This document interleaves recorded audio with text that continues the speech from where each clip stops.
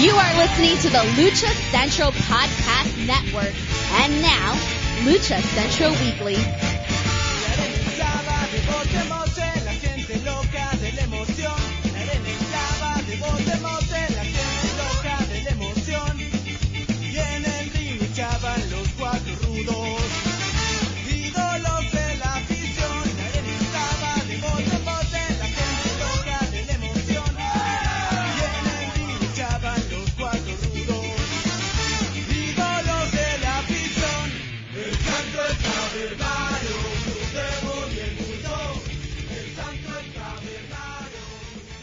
And welcome to another edition of the Lucha Central Weekly Podcast.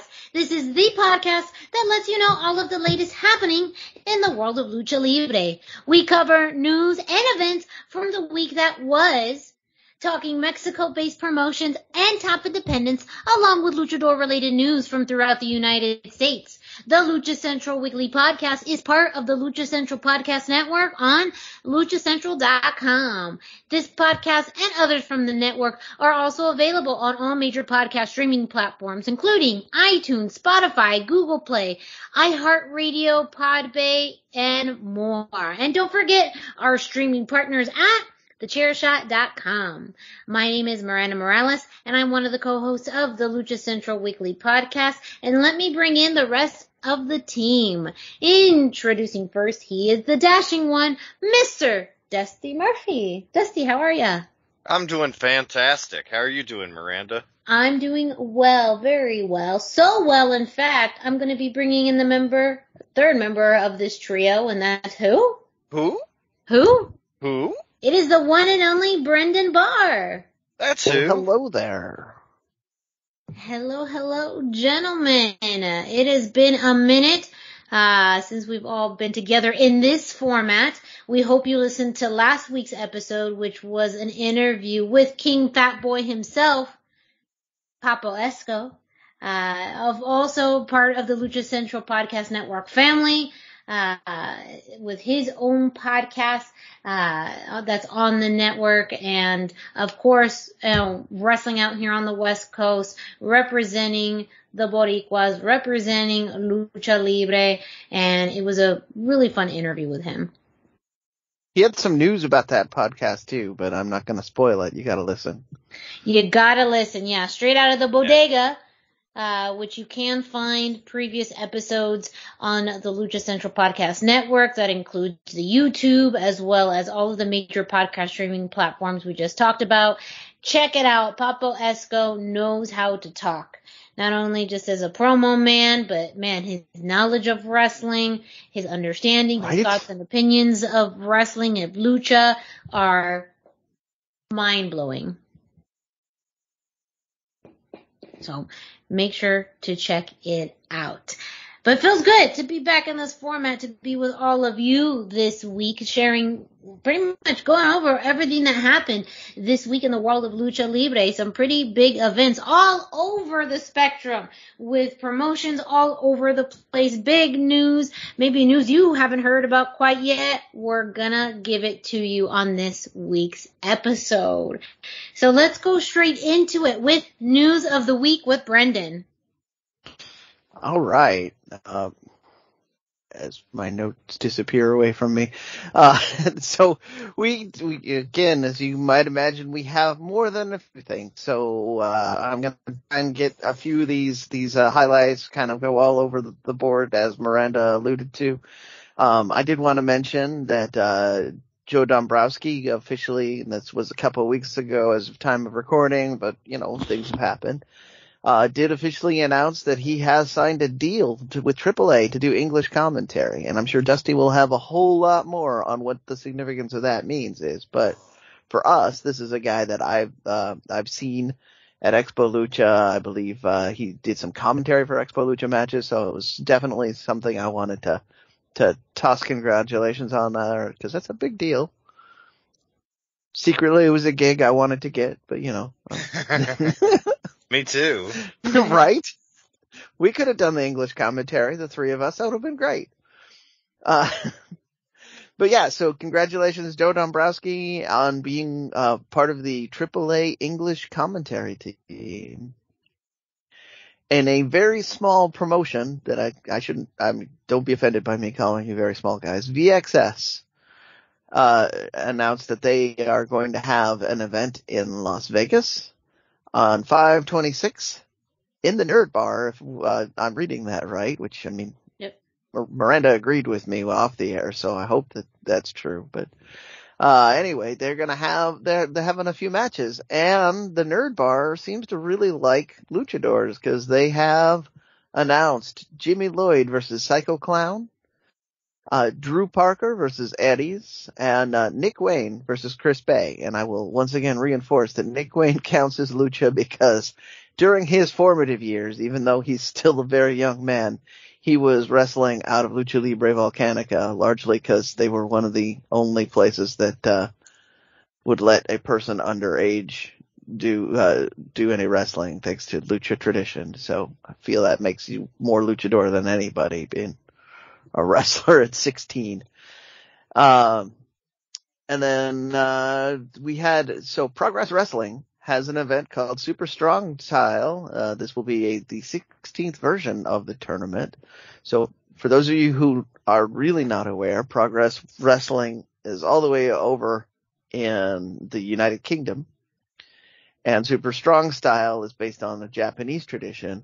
Yet we're still getting lucha talent in there. Aramis is going to be part of the whole thing. So I just thought that was a kind of a neat little thing. Aramis is like now globetrotting. So, look out, world. If you see the Master of the Strange Style, and Aramis, apologize. That was Ares I was referencing there. Aramis, the Musketeer, all over the world, you are in for a treat.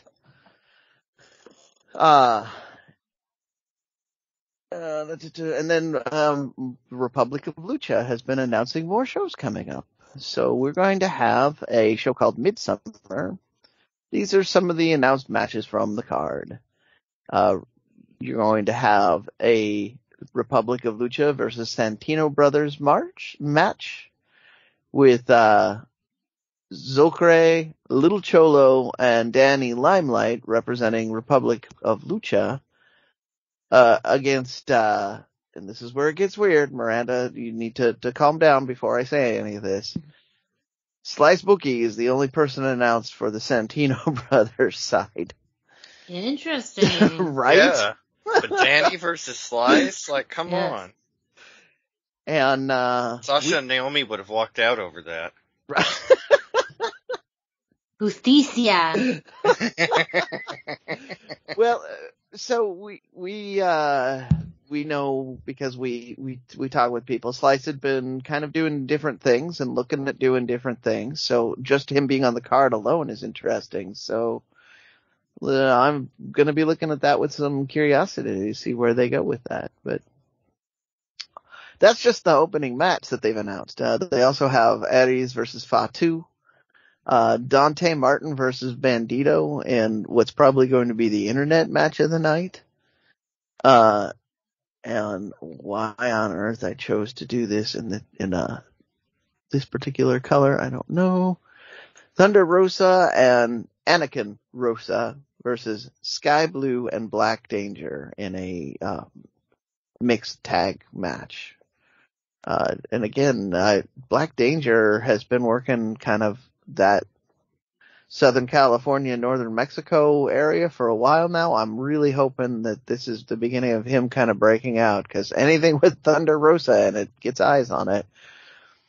And then, you have some guys called the Lucha Bros in the main event, and they're wrestling against Johnny. He's listed as Caballero this time, so he's sticking with the AAA gimmick, or a AAA gimmick, and Daga. So that's going to be a super interesting card. That's 619.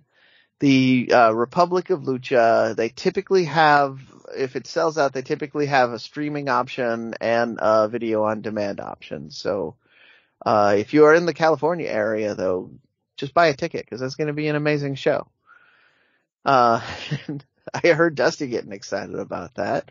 Well, it's been a while since we've seen Daga, especially Right? in the main event context like this. Yeah. That's really exciting. I always enjoyed his work, and I feel like he's underrated. So to see him in the main event, yeah, that's exciting. Well, I mean, when we did see a lot of him before, we did see him working with the Lucha Bros either on the same side or on opposite sides. So it makes sense to me that they would tap him to do kind of a main event sort of thing. Yeah. But yeah, so that's my news of the week. I was trying to keep it slim, trim, and mean because we've got a bunch of stuff to cover. So for the Indie Roundup this week, speaking of that, Miranda, our current workhorse, who is doing a tour schedule that is not to be second to anything else, my goodness, was at 2 shows in the last couple of weeks. So Miranda, why don't you tell us about the shows and what the fans missed out on? Yeah, well, technically, now that I look back at the calendar, there was 3 shows, because there was one why I missed recording on Cinco de Mayo, which was, so I'll start there. Border Promotions, based out of here in Phoenix, did have a 3-day Lucha Libre extravaganza out here, which encompassed, several, luchadors over a series of 3 days. I would say probably the most action-packed of those 3 days, was the very first day. And that's because you had some pretty big lucha names, in presence, including Psychosis, Bestia 666, and Damien 666, Psycho Clown, El Dragon, Drago, VIP, all were in attendance at that show.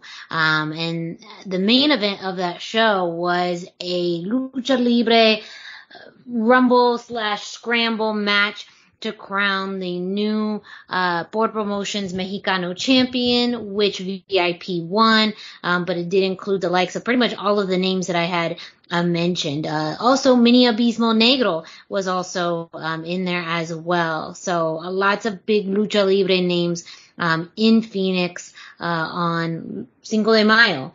And actually, a fun note, in seeing Psycho Clown, I did see a memory pop up in my timeline about last Cinco de Mayo also being with Psycho Clown in Las Vegas for Psycho de Mayo. So I feel like I just have to spend every Cinco de Mayo with Psycho Clown from now on.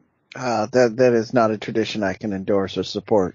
I love, again, as always, I always have to commend Psycho Clown. He was there from beginning to end. You know, the kids adored him, signing every single autograph, every single photo, you know, that he took. Like, he is truly, we maybe say this in tongue in cheek, but also with a very full heart, you know, the John Cena of Lucha Libre, where, you know, wherever he goes, kids, families follow.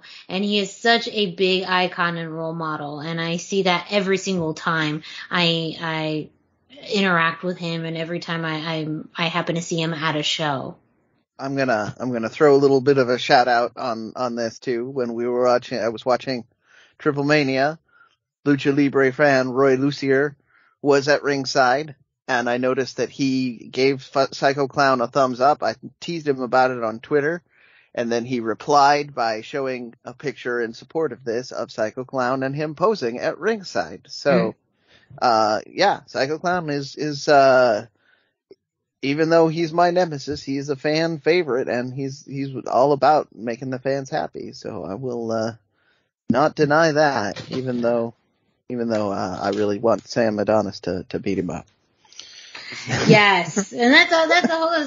So on the opposite end of that, even though I'm jumping ahead, I did speak with Sam Adonis this past Saturday in Phoenix. He was here for Phoenix Championship Wrestling, where he teamed with Lord Draco to face Gabriel Gallo and Eldon Finau. And in my very brief conversation with Sam Adonis, talked about, you know, his work with AAA, how much he really enjoys working with AAA, is currently looking to work more throughout Mexico. He will be going there in the next few weeks and will be having a little bit of an extended stay there.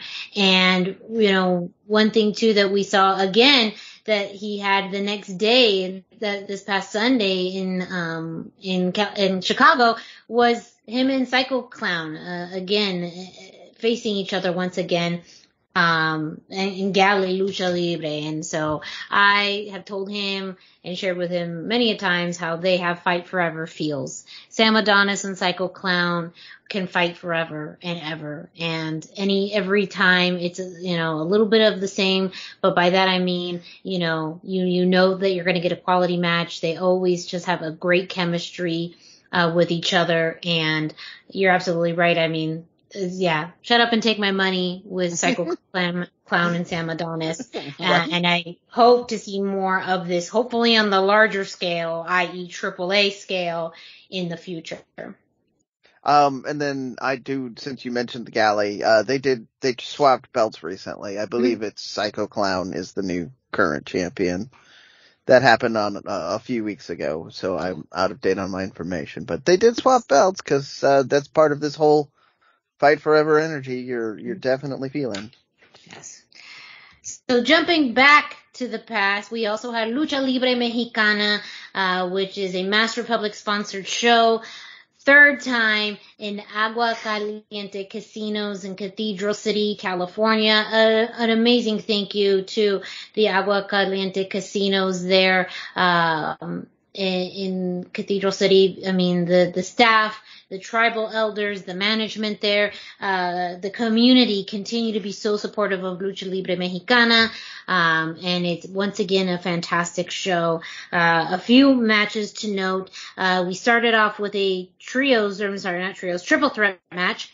Hurricán Negro versus Bionico versus Megalodon. With that, Bionico won that match. We also had a Lucha de Trios match. The team of Maverick, Volcan, and Black Danger versus Anubis, Griffin, and Super Astro Jr., who's been a stable at Lucha Libre Mexicana. Super Astro Jr.'s team won. So another successful victory for him. We also had a Lucha de Parejas, a mixed tag match. J2 Maratoli and Amazona versus Bamboo and Baronesa. The team of Bamboo and Baronesa won. And then we also had another tag match. This one's more on the American style here. Flyboy Freddy and Nick Xander faced Remy Marcel and Dom Vitale, with the veterans Remy and Dom winning that match up against the newcomers of Nick and Freddy, with a very good fight, but unfortunately they came up short. And then our main event, a historic tag match, the team of Angel Blanco and Misterioso versus Rey Horus and Octagon, celebrating 40 years within the Lucha Libre and wrestling community. Such a great match with Rey Horus and Octagon winning. And so, I mean, this one too, with Octagon, his presence with the community, how much he appreciated his time in the ring, and someone who is, given decades to wrestling in the world of Lucha Libre. It was fantastic to see him work with someone of the likes of Rey Horus, on that show. Lucha Libre Mexicana, hopefully coming back to Cathedral City sometime later this fall. Make sure to stay tuned to our podcast, because we will let you know when that's happening again. Because at least one of us is going to be there, if not all of us. Yes. I do have a quick question. It is actually not very wrestling related, but there was a wrestler on the card named Bamboo. And in Panda, bamboo means delicious dinner, so I was trying to figure out what that would mean for a luchador. I think it's just bamboo. So it's still, he's just naming himself after a delicious wooden treat. Yes. I mean, granted, I see where you're going here. I feel like we have a tag that needs to happen between right. Ultimo Panda and Bamboo. Or versus, I mean, either side of the ring will work. Other side, but I see where you're going with this, and I like the way you're booking this. And then this past Friday, so Friday the 13th, PCW Ultra returned for the first time this year with a super stacked card. And this was my very first PCW Ultra experience attending, and it was absolutely worth the 6-hour drive there. It was a fantastic show from top to bottom, and some very notable matches for those of you interested in Lucha Libre. We had B-Boy versus Nick Wayne in an old school versus new school type of match. Man, I wish I'd gone to that show now. Yes. In which Nick Wayne won. We also had our boy Papo Esco, who talked about this match on our interview last week versus Rob Shit.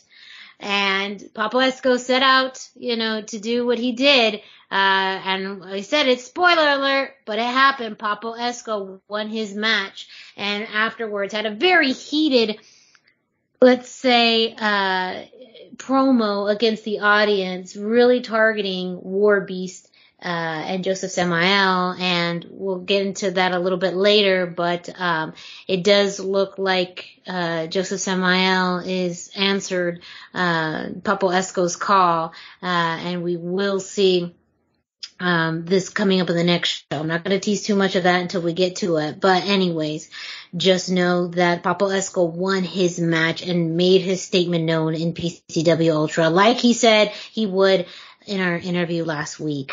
We also had your Ultra Light champion Jay Vidal face Jack Cartwheel. Jack Cartwheel, who's most recently been in Mexico as well. That was an incredibly fun match. If you love flippy shit, that was a match for you. Great work between the two. Jay Vidal retained. We also had in another championship match, Donica De La Rouge faced Viva Van in a match for the PCW Ultra Women's Championship in a Falls Count Anywhere, all violence is legal match, and boy, did they hold true to that, where they took the action all the way up back to pretty much the entrance ramp, where Viva Van was able to pin Donica and win the women's championship once again to become a 2-time women's champion in PCW Ultra. I had a chance to speak with Donica recently, and she said that she really likes doing this hardcore style. She wants to do something a little different from what she thinks most women do. So we talked a little bit about Taya at that point, but I'm happy to hear that her and Viva Van were mixing it up like that. That's amazing stuff. Yes. And then for your main event, we had LA Park versus Sin Bodhi. And this was a lucha of lucha matches. A special shout out to referee Scott Johnson. Scott Johnson had, however you want to view this, the pleasure or the pain in this match, literally, as he had his shirt just ripped open, water poured on his back, and got slapped on the back with LA Park's belt, with immense pain. And Scott Johnson is a consummate professional, a lucha libre, experienced, not only referee, but commentator as well. And so Scott was fully aware of what could happen in this match and still put himself on the line in this. So there's some fantastic pictures on PCW Ultra's social media pages, but this was exactly what you thought it would be. Very hard-hitting and brutal action in and out of the ring. LA Park really coming in as one of the, boss hog, brutal luchadors in the entire world. And he faced someone in Sin Bodhi who does not shy away from violence, did not shy away from the strange and the unordinary. So a very good matchup in that. LA Park won in this contest, but not without, getting out into the ring, throwing some, trash cans around. Gave me vibes of, Pro Wrestling Revolution. And that, and that's Yep. it.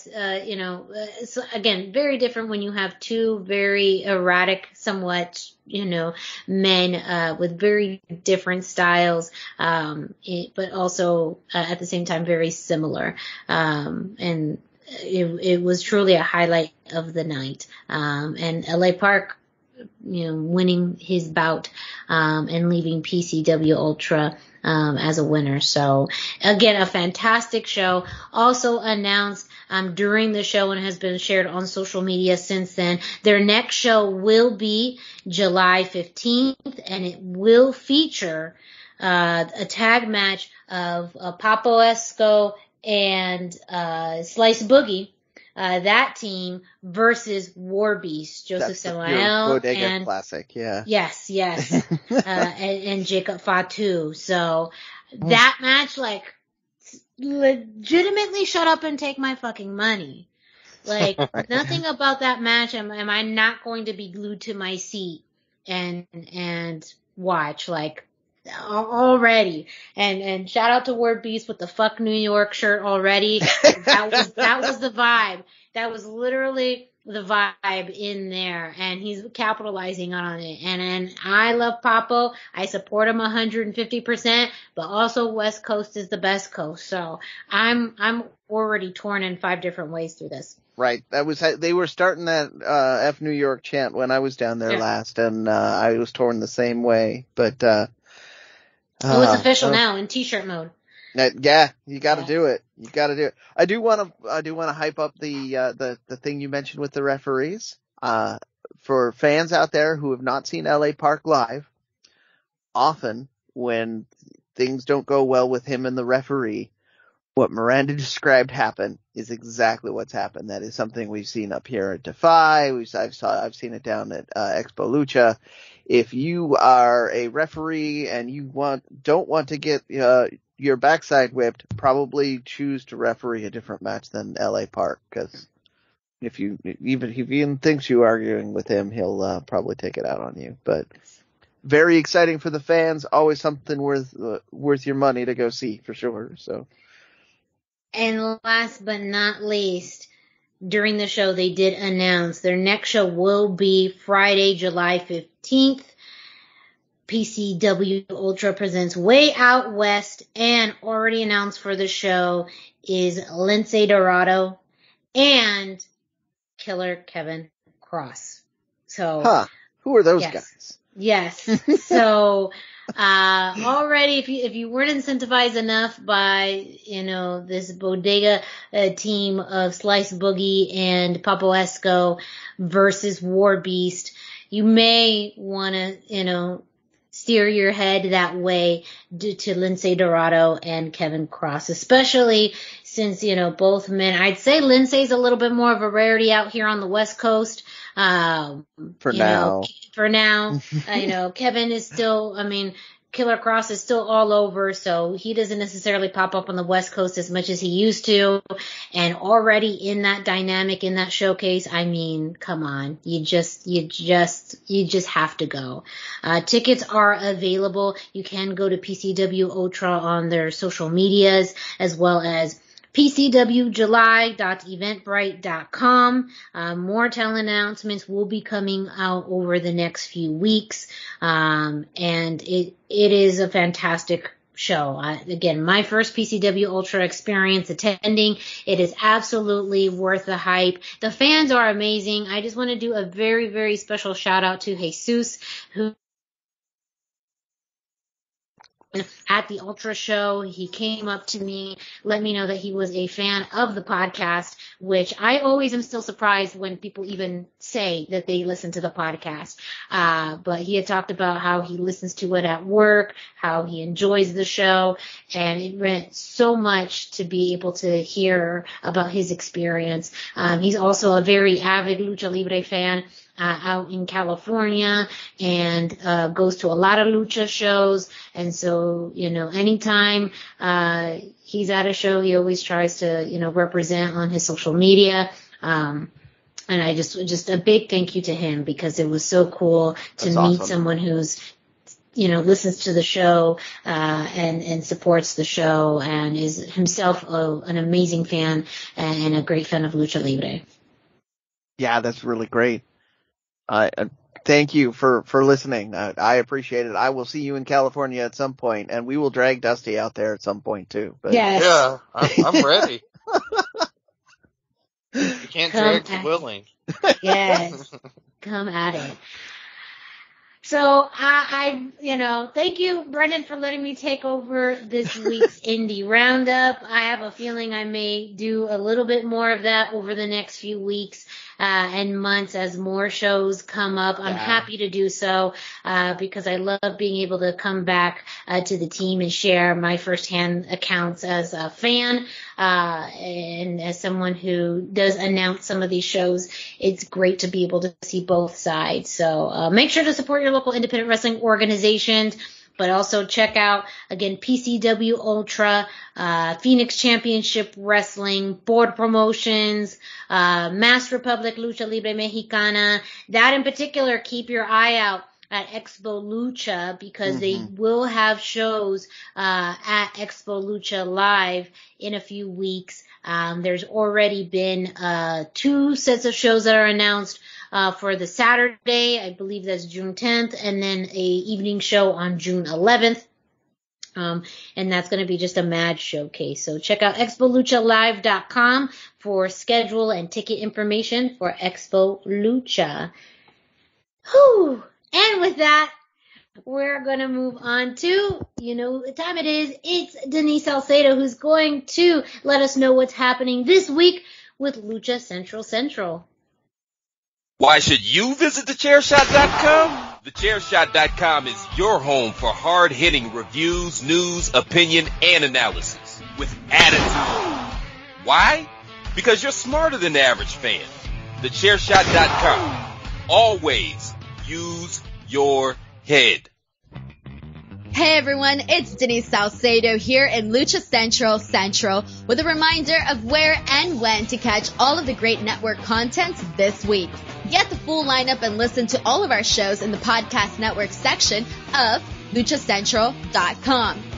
On Tuesdays, Mass, Mats, and Mayhem takes you inside the world of Lucha Underground as they take you weekly through the series with the benefit of hindsight and the benefit of special guests from the groundbreaking series. Check out the premiere video stream every Tuesday at 2 p.m. Pacific, 5 p.m. Eastern on the Lucha Central YouTube channel and at luchacentral.com. Then listen to it on your favorite podcast platform every Wednesday. Tuesday nights live, it's Wrestle Boss, where Fabi Chulo talks MMA and pro wrestling with special guests and listener call-ins. Visit WrestleBossLive.com Tuesday nights at 7 p.m. Pacific to listen live or call in with questions or download the show on podcast platforms on Wednesdays. Wednesday nights live on Facebook, it's Spanish show La Mesa de los Márgaros, giving you both the news and the chisme from around the lucha world. Special guests and a whole lot of fun make it one of the most talked about shows in Mexico. Thursdays, it's Straight Out of the Bodega with Papo Esco and PWR promoter Gabriel Ramirez as they have guests from throughout the wrestling world pull up to give an inside look into their careers. From indie standouts to television superstars, each week brings a new name and perspective. On Friday, it's your double dose of Lucha Central Weekly podcast, one in English y el otro en español. Lucha Central Weekly is where you'll find all the top stories of the week, both inside and out of the ring from Mexico and anywhere luchadores are in action across the globe. Be sure to subscribe and follow all your favorite Lucha Central Network series on your favorite podcast platforms, either by their own series name or subscribe to the Lucha Central Podcast Network show pages to get all of the shows in one easy feed. And please consider giving a rating to help more fans find the shows that you love. For now, this is Denise Salcedo signing off from Lucha Central. Have a great week. Lucha-Masks.com by Pro Wrestling Revolution, bringing you in partnership with Masked Republic, the Lucha Brothers, as well as Japanese legend Ultimo Dragon. Go to lucha-masks.com and fight Lucha Strong with masks from your favorite Lucha legends and Pro Wrestling Revolution luchadores. Stay safe in style and represent your favorite luchador. Get yours now at lucha-masks.com, powered by Pro Wrestling Revolution. As always, a big thank you to Denise, who gives us this week's Lucha Central, letting you know what's happening throughout the Lucha Central podcast network. Whew, I'm still coming down from all of that indie roundup stuff, so I'm going to pass it on to Dusty for this week in AEW. Yeah, we had kind of a interesting week, I guess, in AEW. First of all, if you are a big fan of ring work, this week's Dynamite was just fantastic. The first match was Hangman versus Takeshita. That was fantastic. Phoenix versus Kyle O'Reilly was so good. Maybe Kyle O'Reilly's best match ever. Just amazing stuff. But the real thing we want to talk about this week is the King and Queen of Hearts tournament. Everything that we had kind of guessed and hypothesized about the Queen of Hearts told us that Taya was going to debut. We had so much going on, the end of Triple Mania and the kind of tie into AEW.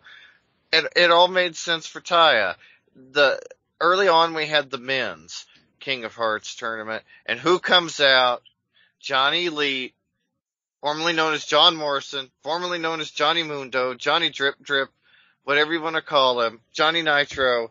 Johnny Caballero. He has been everywhere. But he finally debuted in AEW.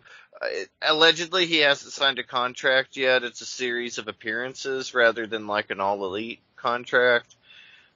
But all of this telegraphed us that we were going to get to see Taya as the Queen of Hearts go up against Britt Baker. And they really drew it out through tonight. We finally get the Queen of Hearts match, and it's Maki Ito. Like, what a disappointment.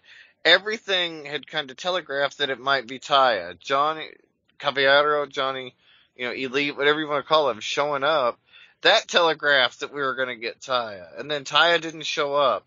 So it really deflated the women's match for me. But at the same time, I feel like the story in the women's Queen of Hearts tournament is for Toni Storm to kind of win. It's at least to make a star. It's going to be Toni Storm or Ruby Soho. That's just kind of how it's looking right now. And if that's the case, maybe Taya didn't need to come in for that. She's already a star. She doesn't need to be made legitimate in the eyes of a TV audience, but at the same time, it could have really legitimized her for the AEW audience that may not have been familiar with Lucha Underground or Impact or AAA. There's a lot of cards at play, yeah. Yeah, I feel like that is a very small percentage of AEW fans.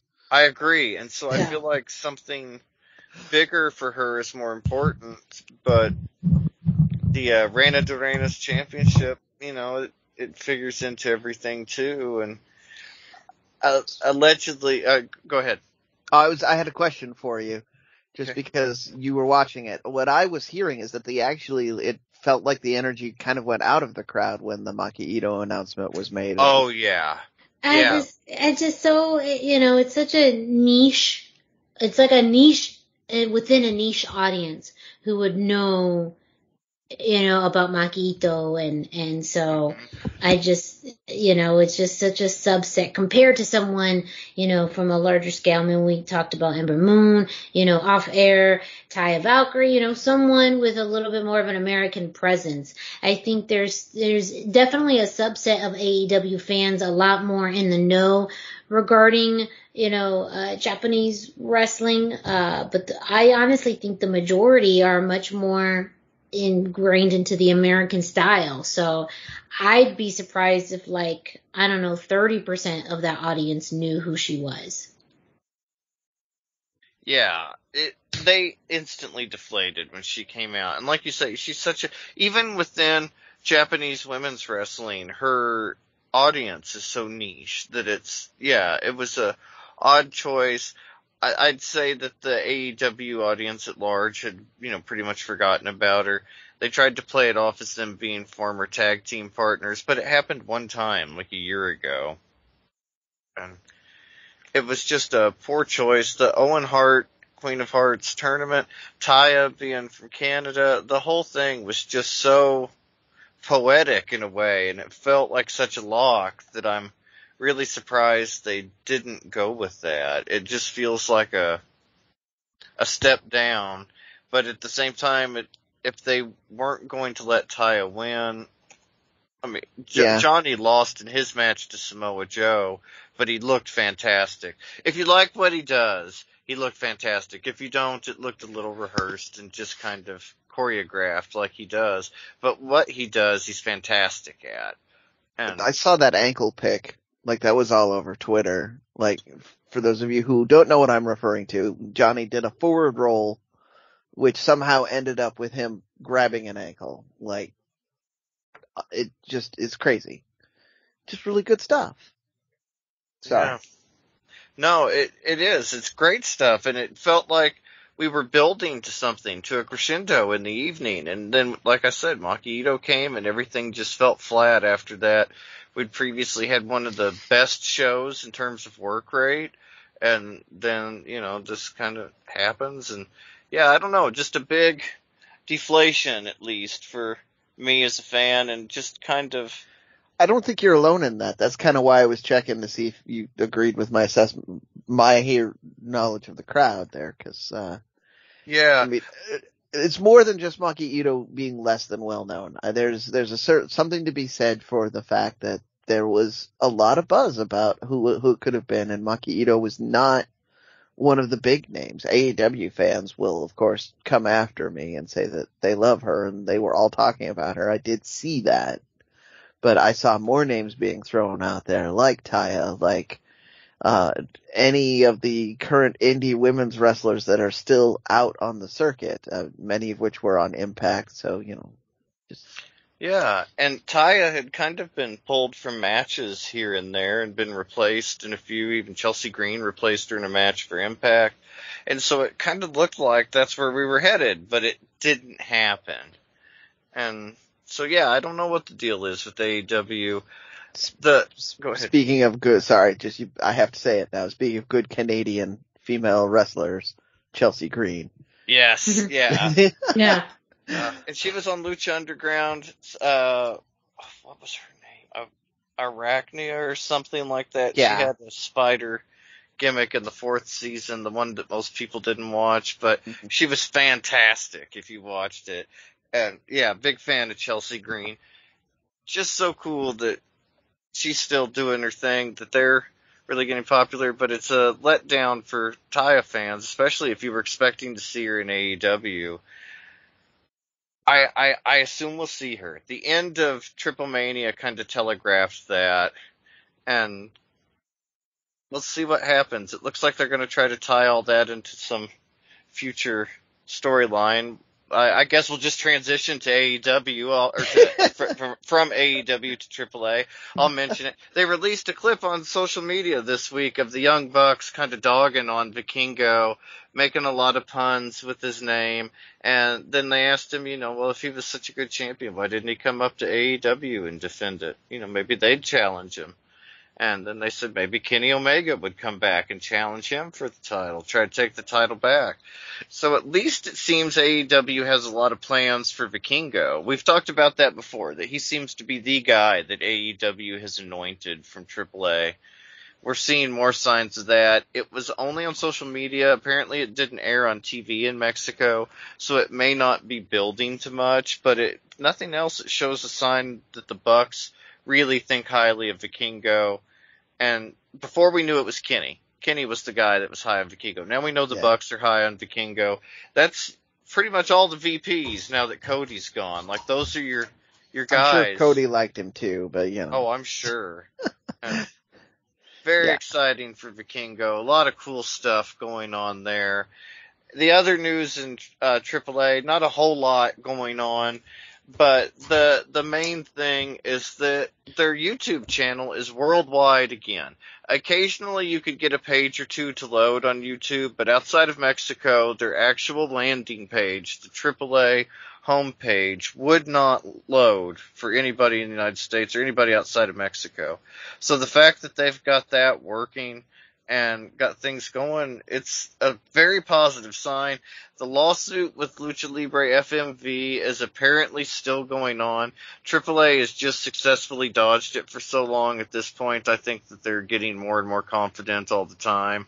The YouTube outage was allegedly due to technical issues, not due to anything with the lawsuit, but I mean, of course, after they successfully dodged it, they're not going to admit that it was because of the lawsuit now. Right? Yeah, very interesting. We've got another night of Triple Mania coming up in about 4 weeks, June the 18th in Tijuana. Big stuff then. Very exciting. Chapter 2. Chapter 3 is in October in Mexico City. A lot of AAA stuff going on. No idea what's going on with the lawsuit. But like I say, everything that we're seeing shows that AAA is making a kind of push towards the United States, and we're seeing a lot more of their presence in the United States again, and they're kind of regaining that momentum they lost a little during the pandemic, and things are really getting exciting. This feels like the most important AAA has felt in several years, actually, is the current time. So keep your eyes on AAA. Lots of exciting things happening there. Oh, and I would be remiss. I cannot believe I forgot. Brendan mentioned it. Joe Dombrowski, he is the new announcer. He has been everywhere. So glad. I tried to remember. I thought I had it in my notes. I do not have it. But I believe he has called over 5,000 matches. I read that somewhere this week. Wow. Yeah, but he's literally worked for everybody. TNA, Ring of Honor, GFW, CZW. I mean, he's been... There's the connection. I knew there was a reason. Okay. Yeah, NWA. He's even called matches in Qatar and the Middle East. He has been everywhere, and he just gets it. And he understands wrestling, so to have him for AAA is a huge improvement over the previous several, I guess, because they kind of had a rotating English announcing team. But unless you just enjoyed the chaos and confusion, this is way better than Matt Striker and Vampiro. It finally feels like AAA are treating their English commentary as an important component of AAA. I enjoyed the passion, which led to the confusion, but I really, I really thought that, but I prefer the clarity. Well, I think they needed a different balancer. They needed somebody who could be the Stone Cold Facts person, so that you could have Matt Striker and Vampiro being passionate like that. He has been partnering with Larry Dallas. And so Larry Dallas is very much the color to, his play-by-play for Joe. So in the limited clips I've heard, they have a pretty good dynamic. I thought they were fine. There were people that were in the fight chat channel that were obviously going to complain about it, but the majority of people were very happy with the commentary. So yes, if you're listening, I'm usually in the fight channel chatting with people too, because wrestling needs to be shared. So I will be on Twitter and I'll be on the fight channel. Just look for me. It'll say 321T. Right. Well, thank you, Dusty, for both this week's AEW and AAA news. Don't forget you can check out luchacentral.com for your results of everything of AEW this week. Up next, speaking of places that Joe Dombrowski has announced, Major League Wrestling. There's truly not been a place this man has not touched. Major League Wrestling this week in MLW. A few points to note. Of course, this week in Major League Wrestling, of course, you had Fusion. It is available on YouTube for free, just 1 hour. It's, again, such a digestible, easy to watch show, very entertaining. Your main event, we finally got the matchup that we've been waiting for. 51-50, the team of Rivera and Hernandez versus Devon Eriks, Ross, and Marshall in a bunkhouse brawl match. And what that means, that just means all of this bunkhouse brawl things like hay barrels and pitchforks and doors and chairs, all of that was illegal. No disqualifications. And the match itself started off fast and furious. The Von Erichs just salivating at the thought of getting their hands on 5150 after truly months of them antagonizing the Von Erichs, belittling them, berating them, their family history, something that the Von Erichs are very, very proud of. So they went in hot, very kind of wild and crazy match. Anything, as you could see as far as, a no DQ with weapons allowed. Not so much a lot of lucha in this unless you want to think about more of that brawler crazy style. And with that, the Von Erichs won this match with the Iron Claw on Hernandez for the pin, and it does also seem, with this win that the Von Erichs may be looking for that tag team gold. But also with that, we do see 5150, even though Slice is no longer in the picture right now, you still have Hernandez, Rivera, and Dr. Julius Peppers, in the mix as 5150. So their presence is still known within MLW. A very interesting note about next week. So during last week's MLW episode, at the very end, we had Cesar Duran to call this press conference to address the public regarding the MLW World Heavyweight Championship and Richard Holiday being confirmed as the new #1 contender. Alex Hammerstone came in very irate and agitated at both men, but primarily Holiday. He came to confront Richard Holiday at the podium during the press conference, and with that accidentally knocked out Cesar Duran. Something that, of course, Cesar Duran was not happy at all. And in this week's episode, did decide to do something about it and has declared and put himself in a match against Alex Hammerstone next week. Well, I don't know what that's going to be, what that's going to look like.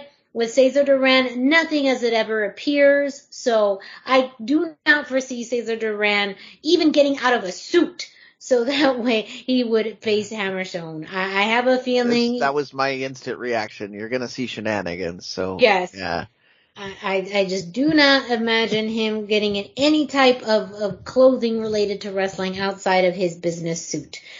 Cesar Duran is a man of business, of luxury, of the finer things, and I cannot imagine, putting himself in a situation where he would have to physically wrestle anyone, let alone less the MLW World Heavyweight Champion in Alex Hammerstone. So, but that is absolutely something that I'm going to keep in tune for next week. I need to know what happens. Right? With Cesar Duran and Hammerstone.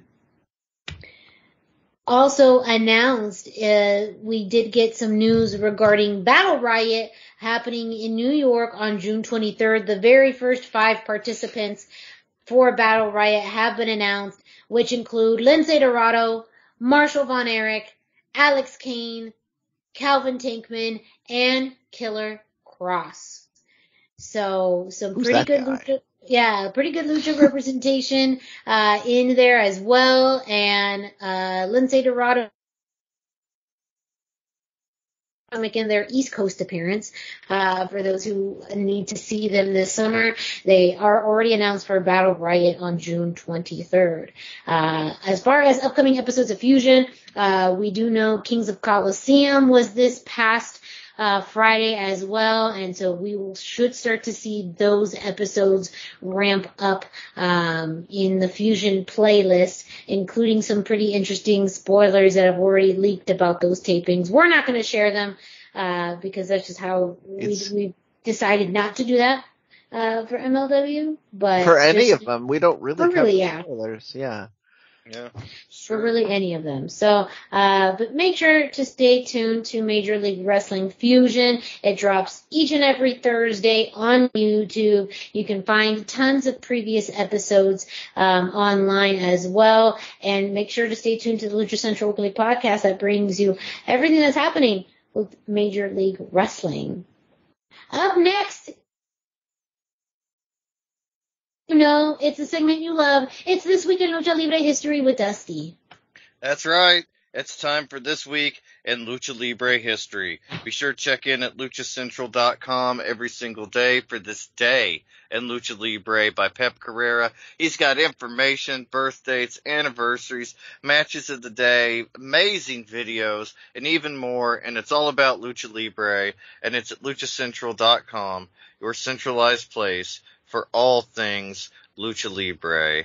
This week in Lucha Libre, we have decided to honor the career of Ultimo Dragon. He has just been everywhere. He has done everything. And so we just decided to kind of shine a spotlight on him this week. Also this week, on our calendars, there was a bunch of Ultimo matches. So. Yes, like several. And it just felt like a natural fit to pick Ultimo Dragon. And he has so much going on. He started out at the New Japan dojo way back in the 80s, but he was a smaller guy, obviously, and they did not draft him into New Japan after he trained at the dojo, mostly due to his size. So he went to Mexico. Back then, the kind of only competitor to CMLL was the UWA. So he joined the UWA, and then in 1991, he joined CMLL, and that's where he got the gimmick Ultimo Dragon. He was supposed to have been the last student trained by Bruce Lee, who was the Dragon. There was a popular movie at the time, The Dragon Bruce Lee, kind of a biopic. And so that was the original thing for Ultimo Dragon. But he really kind of superseded all of that and expanded past it really fast. Within a year, by 1992, they already had a mini version, Ultimo Dragoncito. So much was going on. By 96, he was already in WCW. And so, I mean, he'd won the J Crown in 96. He was at WCW. You've probably seen that famous picture of Ultimo Dragon with all the belts just draped all over him. That's the J Crown. It's about 8 different titles. I think that it's been anywhere between 6 and 9. The debate was whether that picture has 8 or 10 belts. That was the debate this week. Well, was that one in there? Because he won the Cruiserweight Championship after the J Crown, correct? Correct. Yeah, he won the J Crown in October, and I'm not sure when he won the Cruiserweight Championship, but it was after. Yes, I think that was December. Then was that Starrcade? Yes, that sounds right. Okay. Yeah, I believe it was Starrcade. And, yeah, Dean Malenko, right? Yeah, Starrcade. Yes. That's correct. Yes. Yeah. Yes. And, but yeah, and so he had a lot of titles. He'd been everywhere. I specifically remember he had a WCW Cruiserweight title where he beat Eddie Guerrero, and that was kind of the end of Eddie in the Cruiserweight division. Just a fantastic wrestler. He's still wrestling. He did the UWA. He took it over to Japan, and then he did Terayumon, and then after that he did WWE. Now he's got his own thing going, and just exciting stuff all the time. He, still wrestles. He was at Triple Mania wrestling Penta, beat Penta just a couple weeks ago. Still does the Dragon Mania thing. A lot going on for Ultimo Dragon these days. Until recently, he was the Pro Wrestling Revolution champion. Yeah. And the way that he lost that makes me think he's probably going to try and get it back. So. Well, I was actually just getting ready to toss it to you, Brendan, so we'll sorry, take it from here. No, this is perfect timing. I wanted to add some facts on that, because I was there for that. He, Ultimo Dragon got the mask torn, they had a crooked ref, there was all kinds of things going on. So they're definitely gonna do that, and so you've got him as a singles champion over here on the West Coast. This is part of why we wanted to do this, because he's going strong right now. I would not be surprised to see him do a one-off appearance in AEW at this point in his career, just because he's looking good. He would be a fun one to bring up with Chris Jericho's current gimmick. There's lots of ways that they could do that. And I teased Miranda. I was like, you can't do a WCW match because Miranda always watches WCW match. The reason I said that though is because I wanted to watch WCW. Now the truth is told.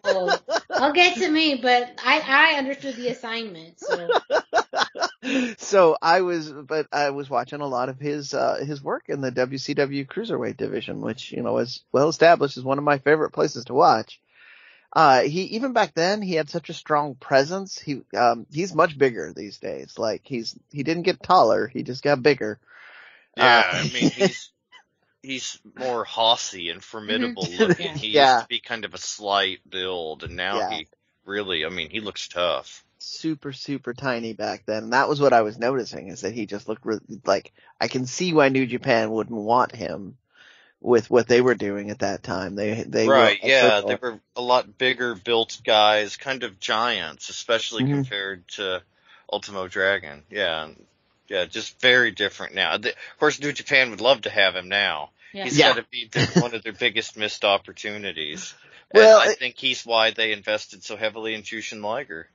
Quite possibly. He wouldn't have been him if they'd done that. They needed to have him go to Mexico, and they needed to have him go to the WCW and have the WCW Cruiserweight division explode the way that it did. And you just got a ton of matches out of that people really saw that these little guys could work. Like, this is one of the biggest contributions was, we always talk about Rey Mysterio popping out of that, but like the division was created there, and Ultimo Dragon was one of the cornerstones of it. He held that belt. He was always a strong contender for the belt. He avoided the whole faction wars when everything else in WCW was getting kind of bogged down. Like, I'm sure someone will correct me and say that, he wore somebody's t-shirt, but that's not the part that sticks in my head. I don't remember him betraying WCW or standing up for WCW or any of that stuff. Just, really solid matches, right? And I just remember him kind of feuding with Jericho in that era. Right, and that's where I was going. That's where I was like, sorry. no, but that was why I was thinking it would be good to see it again, because he did have a solid feud with Jericho there, so you could wind up with that being kind of revisited with Jericho's current sports entertainment. Yeah. Ultimo Dragon said that he would like to face Chris Jericho in his retirement match. So. Oh. Yeah, you could have Chris Jericho retire him. Oh, I mean, I want that, but I don't want that. The heelest move, man. Miranda, what did you do once I gave you the added bonus of homework? Sorry. I went to two different extremes, I would say. I went with not maybe a super old match, but a pretty old match. Something totally out of my comfort zone, and then something more recent. I found a match between Ultimo Dragon and Jushin Thunder Liger from War in nice. 95. And that was fascinating to watch, really, because the match itself was like over 15 minutes, but in talking about what you guys were saying about, the size of Ultimo Dragon and Jushin Thunder Liger at this, time as well. I mean, they had this amazing blend of strong style, but also that agility of lucha. And that's something I think we truly have Ultimo Dragon to thank for.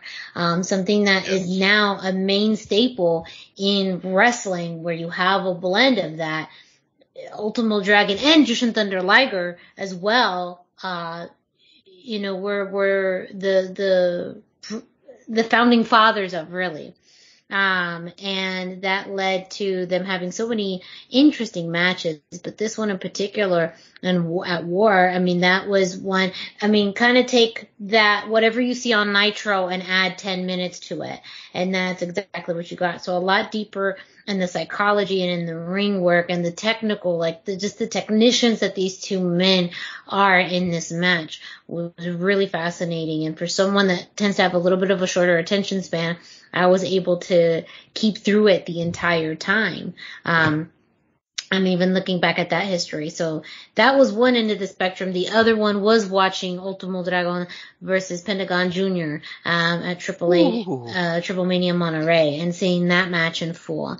And that is, of course, very different because Pentagon Jr. is a very different type of wrestler than Jushin Thunder Liger. But, I think as we talked about too, the English commentary team really did a great job of explaining the history of Ultimo Dragon, his ties to Japan, and really with the Ruleta de la Muerta concept, how big it was for either of these men to lose and move forward in the possibility of losing their mask, but specifically Ultimo, who's been, now wrestling for 30 years. His career is old enough to have a drink or two. He has tights older than some of the kids he's wrestling. Exactly.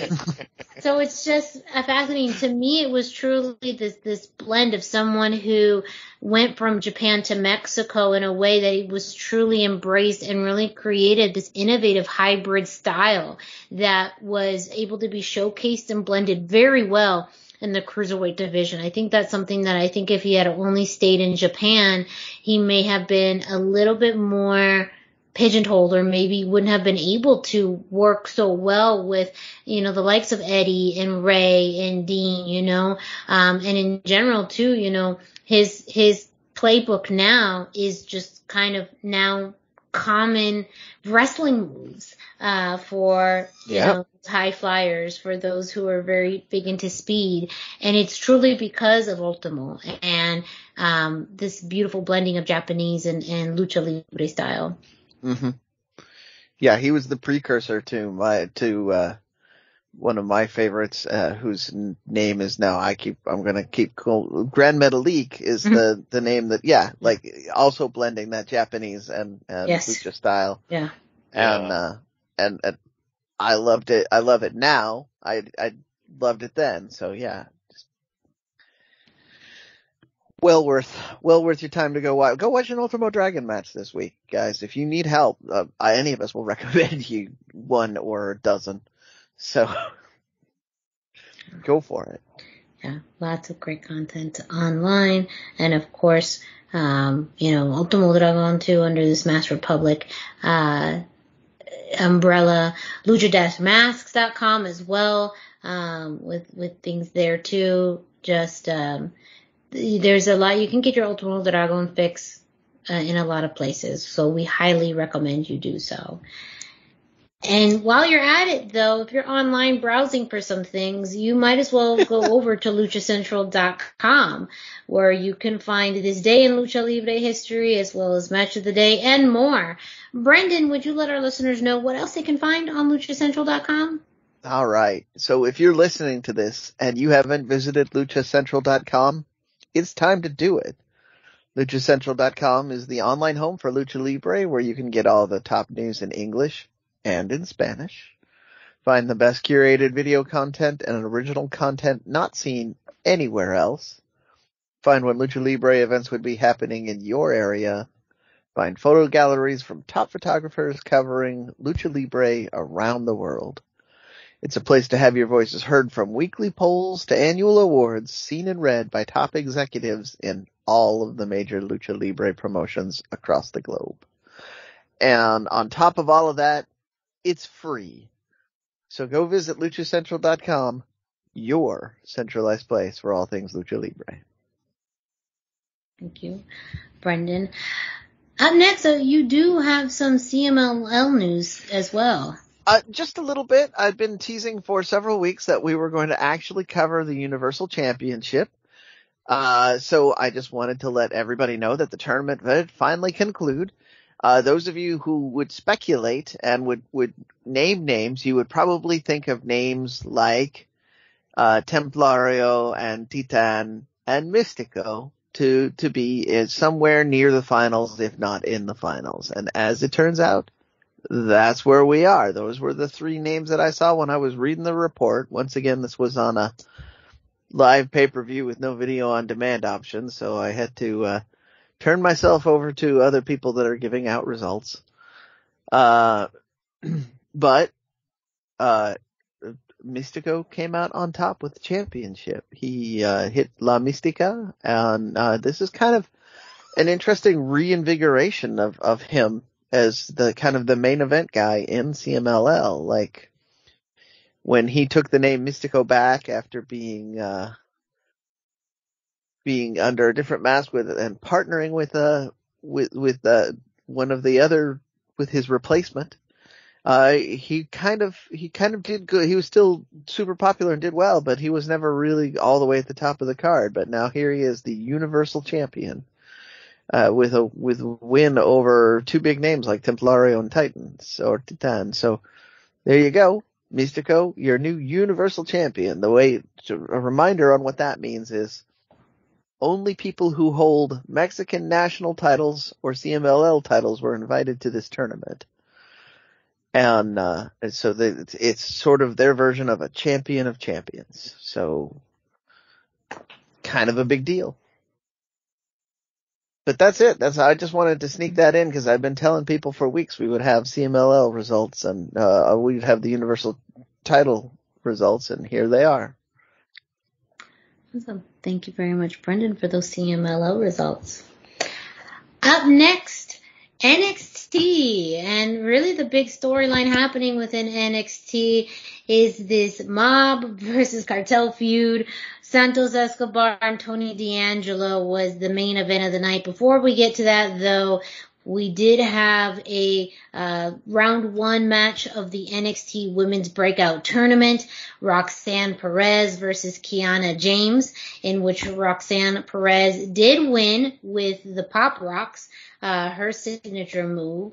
And some of the accounts online is saying this was so far one of the best breakout matches thus far. And one thing that Roxanne Perez has really brought to the table with being, so young is the ability to work well with a variety of people. So I really see, you have, people like Nikita Lyons in this, which is very much more of a clout favorite, but as far as technical favorite, Roxanne Perez is one you got to keep your eye out for. As we get into the main event for the night, just know we haven't talked about it that much lately, but there's lots of video online about this feud brewing between Tony D'Angelo and Santos Escobar, really stemming from the idea of family. Santos Escobar and Legado del Fantasma is very much a faction focused on family, tradition, legacy. And Tony D'Angelo, as the new Don of NXT, really relies on family to get things done. It's very much of a business-oriented person himself. Brendan, I know, Brendan, were you going to say something or add something to Legado? Oh, no, just you said the thing. That's yes. Because that's what they say when they're in the mask, when they hit people with the loaded mask. So, yes. I was wanting to just comment on how cool it was. You referenced that. Yes. I finally remembered it. All this forehead, and I finally remembered one thing. And this has been brewing for weeks, retaliation after retaliation, with Legado del Fantasma, interfering with D'Angelo's business, D'Angelo, interfering with Legado's. They even tried to have a sit down and call a truce, but the truce was very short-lived. So we finally had the one-on-one match between these two gentlemen. Interestingly enough, and we'll get into that though in a second, as far as both men came out alone, Santos did not come out with the rest of Legado, and Tony D'Angelo now has some wise guys, some associates that he's hired on to kind of even the odds. Towards the end of the match, during the match itself, Santos landed such an awesome Frankensteiner on Tony D'Angelo to help try and win the match, to no avail. But towards the end, Tony D'Angelo was kind of fishing around the steps area to get his signature crowbar. However, at that time, Joaquin Wilde and Cruz del Toro came out pretty much on the ramp holding it, saying, yeah, we thought about this. We're 2 steps ahead of you. And then the Wise Guys, Stacks, and Two Dimes, which is apparently their names, run in to kind of even the odds.